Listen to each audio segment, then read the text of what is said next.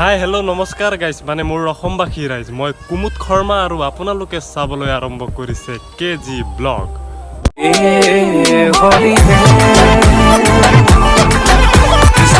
চ' বন্ধুসকল মানে আজি আপোনালোকক মানে অলপ গমেৰি হৈ ইফালে টেটন চাৰিআলি হৈ ঘাইগাঁও হৈ হেলে মিছামাৰী হৈ মানে এই এক ৰাউণ্ড ঘূৰাই মেলি লৈ আহিম বুলি ওলাইছোঁ। চ' আপোনালোকে ভিডিঅ'টি চাই থাকিব আৰু আপোনালোকক দেখুৱাই গৈ থাকিম মানে পুৰা এক ৰাউণ্ড ঘূৰাই মেলি আপোনালোকক দেখুৱাম।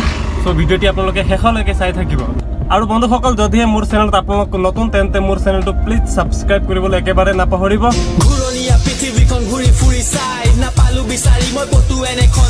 চ' আহি পালোঁ সৰস্বতী মন্দিৰ।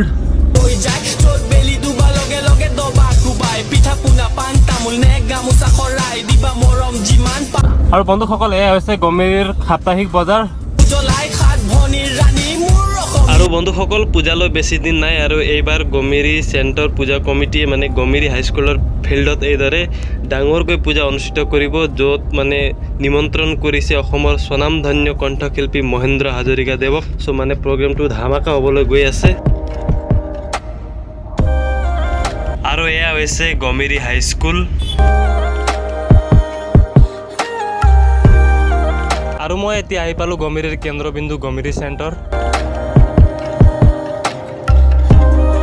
আৰু খোৱা গমেৰি চেণ্টাৰত কণ্ঠশিল্পী মহেন্দ্ৰ হাজৰিকাৰ ফটো সম্বলিত বেনাৰ দেখিলোঁ। আৰু বন্ধুসকল আহি মানে মই বৰ্তমান গমেৰি চেণ্টাৰত আহি পাইছোঁ আৰু গমেৰি চেণ্টাৰৰ দৃশ্য আপোনালোকক দেখুৱাবলৈ যত্ন কৰিছোঁ।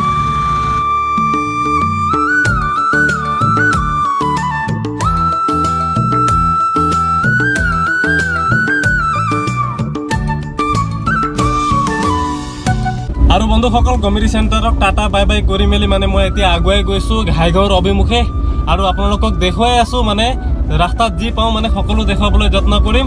চ' বন্ধুসকল এয়া মানে মই আহি পাইছোঁ গমেৰিত থকা শ্ৰী শ্ৰী মা কালী মন্দিৰৰ সন্মুখত আৰু আপোনালোকক দেখুৱাই গৈ থাকিম। চ' আপোনালোকে ভিডিঅ'টি শেষলৈকে স্কিপ নকৰাকৈ চাই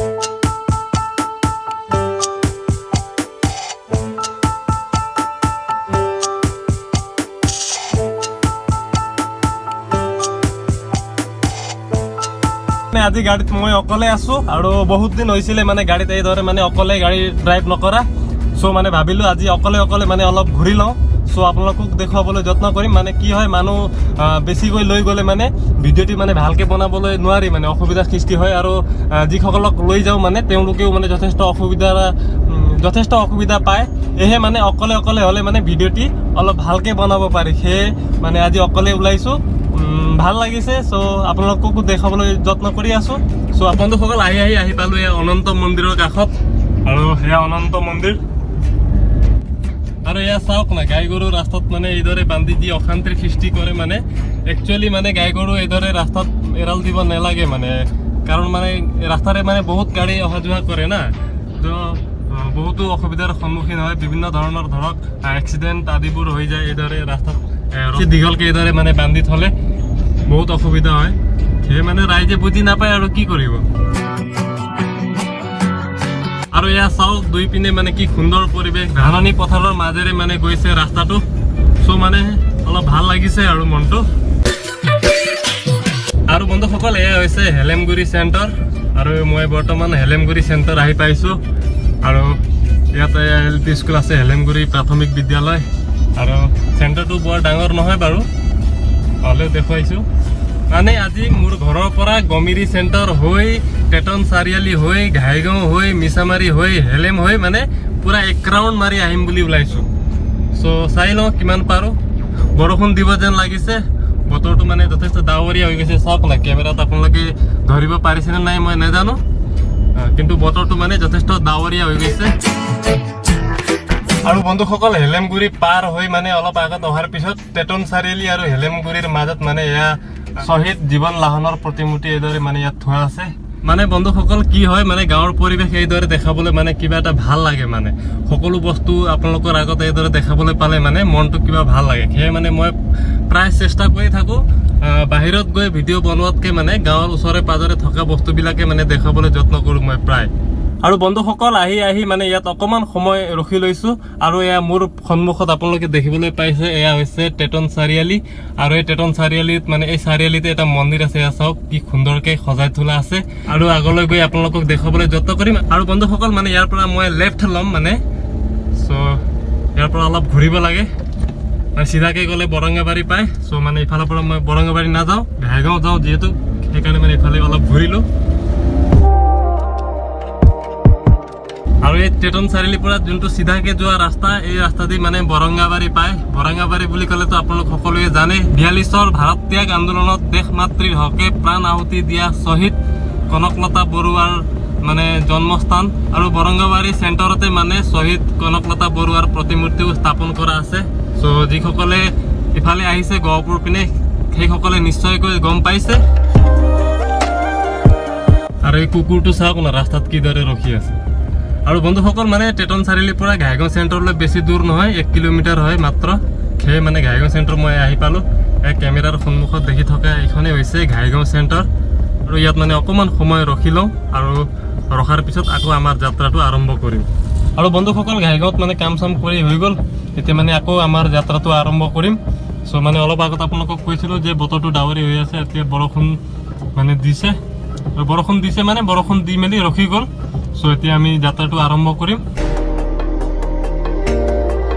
আৰু বন্ধুসকল এয়া ঘাইগাঁৱৰ পৰা মানে মই হেলেমৰ অভিমুখে যাত্ৰা কৰিছোঁ এয়া ৰাষ্ট্ৰীয় ঘাইপথৰ ওপৰত আছোঁ 15 নং ৰাষ্ট্ৰীয় ঘাইপথৰ ওপৰত এয়া ঘাইগাঁও চেণ্টাৰৰ পেট্ৰল পাম্প আৰু পেট্ৰলো ভৰাবলগীয়া আছিলে মোৰ কিন্তু মানে আজি নভৰাওঁ কাৰণ মানে 4 লেণ্ডৰ কাৰণে চাওক না ৰাস্তাৰ কি অৱস্থা কৰিছে মানে সেই অলপ আগত গৈ পেলাই তাৰ পৰা ঘূৰি আহিব লাগে সেই মানে নাযাওঁ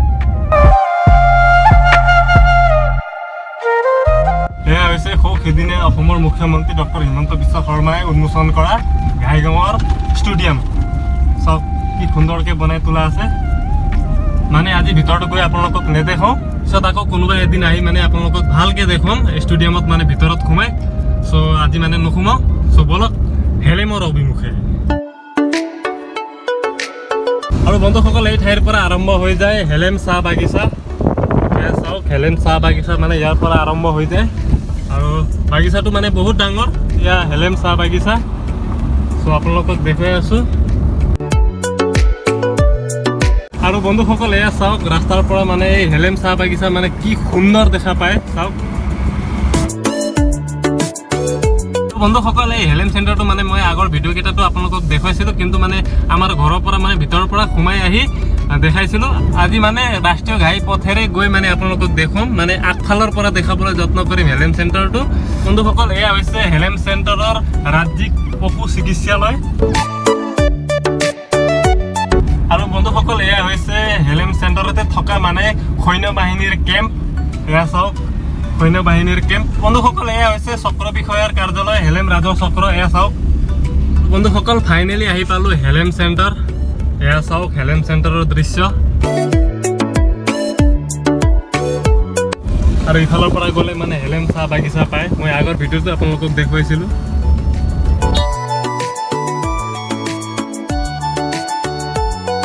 বন্ধুসকল এয়া চাওক 4 লেন নিৰ্মাণৰ কাম চলি আছে সেই মানে ৰাস্তাৰ অৱস্থা কি হৈ আছে মানে মাজে মাজে ভাল ৰাস্তা পায় আৰু মাজে মাজে খলা বমা দুনিয়াভৰৰ মানে খাল বাম গাড়ী চলাবলৈ মানে বহুত অসুবিধাৰ সৃষ্টি হয় আৰু এয়া চাওক আমাৰ হেলেমত থকা ঠাকুৰবাৰী মন্দিৰ বহুত পুৰণি মন্দিৰ আৰু বন্ধুসকল এয়া হৈছে শ্বহীদ মুকুন্দ কাকতি উচ্চ মাধ্যমিক বিদ্যালয় আৰু বন্ধুসকল হেলেম চেণ্টাৰ পাৰ হৈ মানে এতিয়া মই মিছামাৰী চেণ্টাৰৰ অভিমুখে গৈ আছোঁ চ' আপোনালোককো দেখুৱাই আছোঁ হেলেম যিহেতু মৌজাক সেইকাৰণে মানে হেলেম চেণ্টাৰত বহুত কিবা কিবি আছে কিন্তু মানে ওচৰে থকাৰ বাবে মানে সকলো বস্তু কেমেৰা ঘূৰাই দেখুৱাটো মানে অলপ অসুবিধা হৈছে হ'লেও মানে যিমান যি পাৰিছোঁ থুলমূলকৈ অলপ দেখাবলৈ যত্ন কৰিছোঁ বাকী কেইটামান থাকি গ'ল নেক্সট কোনোবা দিনা আকৌ যদি ভিডিঅ' বনাম তেতিয়াহ'লে আপোনালোকক ভালকৈ দেখুৱাবলৈ যত্ন কৰিম চ' বন্ধুসকল বলক মিছামাৰীৰ পিনে আৰু পালোহে বেছি দূৰ নাই হেলেম চেণ্টাৰৰ পৰা মিছামাৰীৰ দূৰ মানে 1 কিলোমিটাৰমান হৈ যাব চ' এতিয়া আমি পাম প্ৰথমে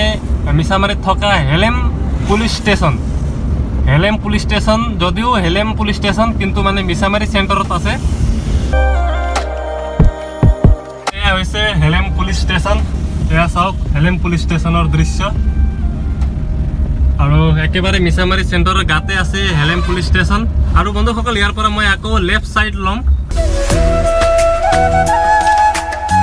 চ' এয়া হৈছে মিছামাৰী চেণ্টাৰ।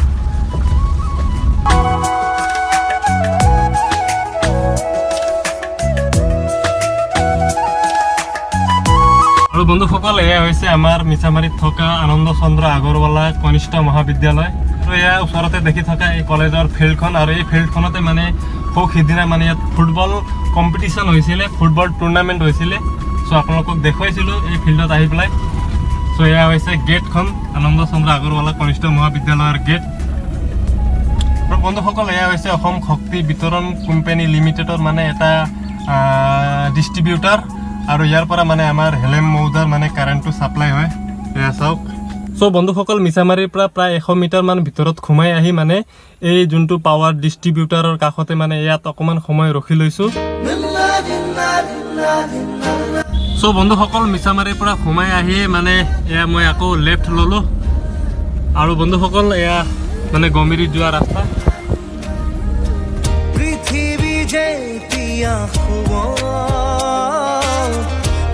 আৰু বন্ধুসকল কেমেৰাত দেখি থকা এইখনেই হৈছে শিৱালয় দক্ষিণ মিছামাৰী শিৱ মন্দিৰ, শিৱ মন্দিৰৰ গেট। আৰু ইয়াৰ পৰা এনেকৈ ঘূৰি যাব লাগে। আৰু বন্ধুসকল এয়া লেপেটাপাৰা গাঁৱৰ মাজেৰে যোৱা ৰাস্তাৰে মানে মই গৈ আছোঁ মোৰ ঘৰৰ অভিমুখে।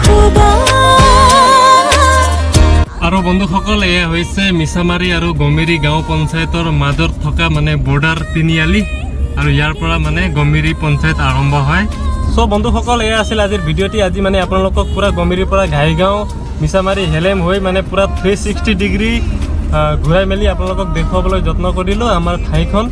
চ' আপোনালোকে ভিডিঅ'টি চাই কেনে পালে, ভাল পালে লাইক শ্বেয়াৰ আৰু চেনেলটোক ছাবস্ক্ৰাইব কৰিবলৈ একেবাৰে নাপাহৰিব। পুনৰ এক ভিডিঅ'ৰ সৈতে আকৌ লগ পোৱাৰ প্ৰতিশ্ৰুতিৰে আজিলৈ ধন্যবাদ। জয় আই অসম। চ' এয়া মই আহি পালোঁ মোৰ ঘৰ। চ' আজিলৈ টাটা বাই বাই।